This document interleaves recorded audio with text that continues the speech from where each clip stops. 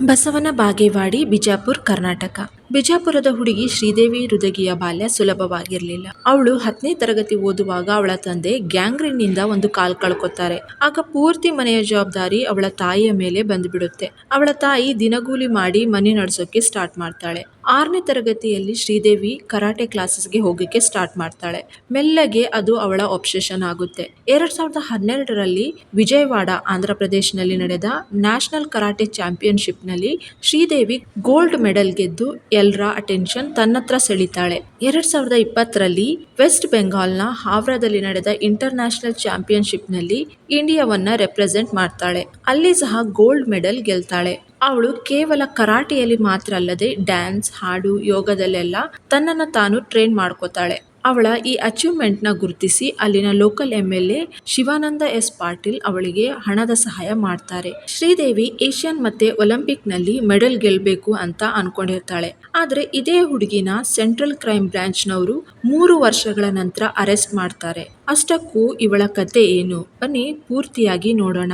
25 ವರ್ಷದ ಶ್ರೀದೇವಿ 2023ರಲ್ಲಿ ಬೆಂಗಳೂರಿನ ಮಹಾಲಕ್ಷ್ಮಿ ಲೇಔಟ್ನಲ್ಲಿ ಚಿಕ್ಕ ಮಕ್ಕಳಿಗಂತ ಒಂದು ಪ್ರೀ ಸ್ಕೂಲ್ನ ಓಪನ್ ಮಾಡ್ತಾಳೆ. ಅದೇ ಸ್ಕೂಲ್ ಹತ್ರ ಇದ್ದ 34 ವರ್ಷದ ರಾಕೇಶ್ ವೈಷ್ಣವ್ ಅನ್ನೋ ವ್ಯಕ್ತಿ ತನ್ನ 5 ವರ್ಷದ ಮಗಳನ್ನ ಶ್ರೀದೇವಿಯ ಆ ಪ್ರೀ ಸ್ಕೂಲ್ನಲ್ಲಿ ಅಡ್ಮಿಷನ್ ಮಾಡಿಸ್ತಾನೆ. ಹಾಗಾಗಿ ಇವರಿಬ್ಬರ ನಡುವೆ ಮಾತುಕತೆ ಜಾಸ್ತಿ ಆಗತೊಡಗುತ್ತೆ.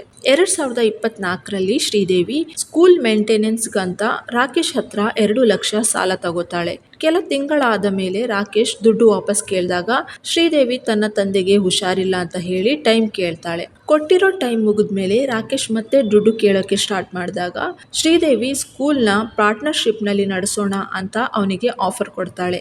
ನಂತರ ಅವಳು ದುಡ್ಡಿನ ಬದಲು ರಾಕೇಶ್ಗೆ ಸೆಕ್ಸುವಲ್ ರಿಲೇಶನ್ಶಿಪ್ನ ಆಫರ್ ಮಾಡ್ತಾಳೆ. ಇದಕ್ಕೆ ಒಪ್ಕೊಂಡ ರಾಕೇಶ್ ಅವಳ ಜೊತೆ ಸಂಬಂಧ ಇಟ್ಕೋತಾನೆ. ಆಗ ಶ್ರೀದೇವಿ ಅವನ ಹತ್ರ 50,000 ರೂಪಾಯಿ ಮತ್ತೆ ಕೇಳಿ ಪಡಿತಾಳೆ. ಅವನು ಸಹ ಅದನ್ನ ಕೊಟ್ಬಿಡ್ತಾನೆ. ಜೊತೆಗೆ ಅವಳು ಶ್ರೀದೇವಿ ಮತ್ತೆ ತನಗೆ ಅಂತ 2 ಹೊಸ ಸಿಮ್ ಕಾರ್ಡ್ ಮತ್ತೆ ಫೋನ್ನ ಸಹ ಕೊಂಡ್ಕೋತಾನೆ. ಈ ಹೊಸ ಫೋನ್ನಲ್ಲಿ ಇವರ ಮಾತುಕತೆ ಮುಂದುವರಿಯುತ್ತೆ. ರಾಕೇಶ್ನ ಫೈನಾನ್ಷಿಯಲ್ ಕಂಡೀಷನ್ನ ಸರಿಯಾಗಿ ತಿಳ್ಕೊಂಡ ಶ್ರೀದೇವಿ ರಾಕೇಶ್ನ ಬಳಿ 15 ಲಕ್ಷ ಕೇಳ್ತಾಳೆ. ಆಗ ರಾಕೇಶ್ಗೆ ಇದು ಶ್ರೀದೇವಿ ಕೇವಲ ದುಡ್ಡಿಗಾಗಿ ಮಾಡ್ತಿರೋ ಟ್ರ್ಯಾಪ್ ಅಂತ ಅರಿವಾಗುತ್ತೆ. ಅವನು ಇದರಿಂದ ಹೊರಬರಬೇಕು ಅನ್ಕೋತಾನೆ. ಅದಕ್ಕೆ ಸಿಮ್ ಕಾರ್ಡ್ ಮುರಿದಾಕಿ ಅವಳನ್ನ ಕಾಂಟ್ಯಾಕ್ಟ್ ಮಾಡೋದನ್ನ ನಿಲ್ಲಿಸ್ತಾನೆ. ರಾಕೇಶ್ನ ಬಿಸ್ನೆಸ್ ಲಾಸ್ನಲ್ಲಿ ನಡೀತಿದ್ರಿಂದ ಅವನು ಫ್ಯಾಮಿಲಿ ಜೊತೆ ಗುಜರಾತ್ಗೆ ಶಿಫ್ಟ್ ಆಗಬೇಕು ಅನ್ಕೋತಾನೆ. ಅದಕ್ಕೆ ಅವನು ಅವನ ಮಗಳ ಟ್ರಾನ್ಸ್ಫರ್ ಸರ್ಟಿಫಿಕೇಟ್ಗಾಗಿ ಶ್ರೀದೇವಿನ ಕಾಂಟ್ಯಾಕ್ಟ್ ಮಾಡ್ತಾನೆ. ಆಗ ಶ್ರೀದೇವಿ 12 ಮಾರ್ಚ್ 2025ರಂದು ರಾಕೇಶ್ನ ವೈಫ್ಗೆ ಕಾಲ್ ಮಾಡಿ ಬಂದು ಟ್ರಾನ್ಸ್ಫರ್ ಸರ್ಟಿಫಿಕೇಟ್ನ ತಗೊಂಡು ಹೋಗ್ಲಿಕ್ಕೆ ಹೇಳ್ತಾಳೆ. ಹೀಗೆ ರಾಕೇಶ್ನ ವೈಫ್ಗೆ ಕಾಲ್ ಮಾಡಿದ್ರೆ ರಾಕೇಶ್ ಭಯಪಟ್ಟು ತಾನೇ ಬಂದು ಸರ್ಟಿಫಿಕೇಟ್ ಕಲೆಕ್ಟ್ ಮಾಡ್ತಾನೆ ಅಂತ ಶ್ರೀದೇವಿ ಪ್ಲಾನ್ ಮಾಡಿರ್ತಾಳೆ. ಅದರಂತೆ ರಾಕೇಶ್ ಸ್ಕೂಲ್ ಹತ್ರ ಹೋಗ್ತಾನೆ. ಅವನು ಅಲ್ಲಿ ಹೋಗ್ತಿದ್ದಂಗೆನೆ ಸಾಗರ್ ಮೋರೆ ಮತ್ತೆ ಗಣೇಶ್ ಕಾಲೆ ಅನ್ನೋ 2 ವ್ಯಕ್ತಿಗಳು ಅವನನ್ನ ಹಿಡಿದು ಸ್ಕೂಲ್ನ ಒಳಗೆ ಕರ್ಕೊಂಡು ಹೋಗ್ತಾರೆ. ಅವತ್ತು ಸ್ಕೂಲ್ಗೆ ರಜೆ ಇದ್ದಿದ್ದರಿಂದ ಸ್ಕೂಲ್ ಒಳಗಡೆ ಯಾರೂ ಇರಲಿಲ್ಲ.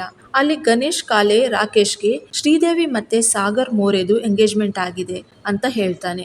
ಆಗ ರಾಕೇಶ್ ನನಗೆ ಈ ಬಗ್ಗೆ ಗೊತ್ತಿಲ್ಲ ಅಂತ ಹೇಳ್ತಾನೆ. ನನಗೂ ಶ್ರೀದೇವಿಗೂ ಯಾವುದೇ ಸಂಬಂಧ ಇಲ್ಲ. ನಾವು ಆಗೊಮ್ಮೆ ಈಗೊಮ್ಮೆ ಅಂತ ಊಟಕ್ಕೆ ಹೊರಗಡೆ ಹೋಗಿದ್ದನ್ನ ಬಿಟ್ರೆ ಯಾವುದೇ ಬೇರೆ ರೀತಿಯ ಸಂಬಂಧ ಇಲ್ಲ ಅಂತ ಹೇಳೋಕೆ ಶುರು ಮಾಡ್ತಾನೆ. ಆಗ ಅವರಿಗೆ ರಾಕೇಶ್ ಭಯ ಬಿದ್ದಿದ್ದಾನೆ ಅಂತ ಗೊತ್ತಾಗುತ್ತೆ. ಅವರು ನಿಮ್ಮಿಬ್ಬರ ಸಂಬಂಧದ ಬಗ್ಗೆ ನಿನ್ನ ಹೆಂಡತಿ ಮತ್ತೆ ಮಾವನಿಗೆ ಹೇಳ್ತೀನಿ ಅಂತ ಬ್ಲ್ಯಾಕ್ ಮೇಲ್ ಮಾಡ್ತಾರೆ. ನಂತರ ಅವರು ನಿನ್ನನ್ನ ಪೊಲೀಸ್ ಸ್ಟೇಷನ್ಗೆ ಕರ್ಕೊಂಡು ಹೋಗ್ತೀವಿ ಅಂತ ಹೇಳಿ SUV ಗಾಡಿಯಲ್ಲಿ ಕರ್ಕೊಂಡು ಅವನ ಮನೆ ಹತ್ರನೇ ಕರ್ಕೊಂಡು ಹೋಗಿ 1 ಕೋಟಿ ರೂಪಾಯಿ ಕೊಡು ಅಂತ ಹೇಳ್ತಾರೆ. ನಂತರ ಶ್ರೀದೇವಿ ಅವನಿಗೆ ಕಾಲ್ ಮಾಡಿ ನೀನು ಕೋಆಪರೇಟ್ ಮಾಡಿಲ್ಲ ಅಂದ್ರೆ ನಿನ್ನ ಪರಿಸ್ಥಿತಿ ಇನ್ನೂ ಕೆಟ್ಟದಾಗುತ್ತೆ ಅಂತ ಹೇಳಿ ಜೊತೆಗೆ ತನಗೆ ಮಲ್ಲೇಶ್ವರಂನ ಫಾರ್ಮಲ್ ACP ಜೊತೆಗೆ ಇರೋ ಕನೆಕ್ಷನ್ನು ಸಹ ಹೇಳಿ ಹೆದರಿಸ್ತಾಳೆ. ಆದರೆ ರಾಕೇಶ್ ಅಷ್ಟೊಂದು ಕೊಡಕ್ಕಾಗಲ್ಲ ಅಂತ ರಿಕ್ವೆಸ್ಟ್ ಮಾಡಿದಾಗ ಈ ಅಮೌಂಟ್ 20 ಲಕ್ಷಕ್ಕೆ ಸೆಟಲ್ ಆಗುತ್ತೆ. ಅವನು ಸ್ಟಾರ್ಟಿಂಗ್ಗೆ 1,90,000 ಕೊಡ್ತಾನೆ. 5 ದಿನಗಳ ನಂತರ 17 ಮಾರ್ಚ್ 2025ರಂದು ಕಾಲ್ ಮಾಡಿದ ಶ್ರೀದೇವಿ 15 ಲಕ್ಷ ತಕ್ಷಣ ಅರೇಂಜ್ ಮಾಡು, ಇಲ್ಲಾಂದ್ರೆ ನಮ್ಮಿಬ್ಬರ ನಡುವಿನ ವಿಡಿಯೋ ಕಾಲ್ಸ್ ಮತ್ತೆ ಪ್ರೈವೇಟ್ ಚಾಟ್ನ ಹಿಸ್ಟ್ರಿನ ನಿನ್ನ ಹೆಂಡತಿಗೆ ಕಳಿಸ್ತೀನಿ ಅಂತ ಬೆದರಿಸ್ತಾಳೆ. ಈ 15 ಲಕ್ಷದಲ್ಲಿ 5 ಲಕ್ಷ ಫಾರ್ಮರ್ ACPಗೆ, 1 ಲಕ್ಷ ಸಾಗರ್ಗೆ, 1 ಲಕ್ಷ ಗಣೇಶ್ಗೆ ಮತ್ತು 8 ಲಕ್ಷ ತನಗೆ ಕೊಡೋಕೆ ಹೇಳ್ತಾಳೆ. ಬೆದರಿಕೆ ಜಾಸ್ತಿ ಆಗ್ತಿದ್ದಂಗೆ ರಾಕೇಶ್ ಬೆಂಗಳೂರಿನ ಕ್ರೈಮ್ ಬ್ರಾಂಚ್ ನ ಬಳಿ ಹೋಗಿ ತನ್ನ ಕತೆನ ಸಂಪೂರ್ಣವಾಗಿ ಹೇಳ್ತಾನೆ. ಇನ್ವೆಸ್ಟಿಗೇಷನ್ ಮಾಡಿದ ಕ್ರೈಮ್ ಬ್ರಾಂಚ್ ನವರಿಗೆ ಈ ಕೇಸ್ ನಲ್ಲಿ ಯಾವುದೇ ಎಸಿಪಿ ಇನ್ವಾಲ್ವ್ ಇಲ್ಲ ಅಂತ ಗೊತ್ತಾಗುತ್ತೆ. ಪೊಲೀಸರು ತಡ ಮಾಡದೆ ಶ್ರೀದೇವಿ ರುದಗಿ, ಸಾಗರ್ ಮೋರೆ ಮತ್ತೆ ಗಣೇಶ್ ಮೋರೆನ ಅರೆಸ್ಟ್ ಮಾಡ್ತಾರೆ. ಈ ಮೂವರನ್ನ 14 ದಿನದ ಜುಡಿಷಿಯಲ್ ಕಸ್ಟಡಿಗೆ ಕಳಿಸಿಕೊಡಲಾಗುತ್ತೆ.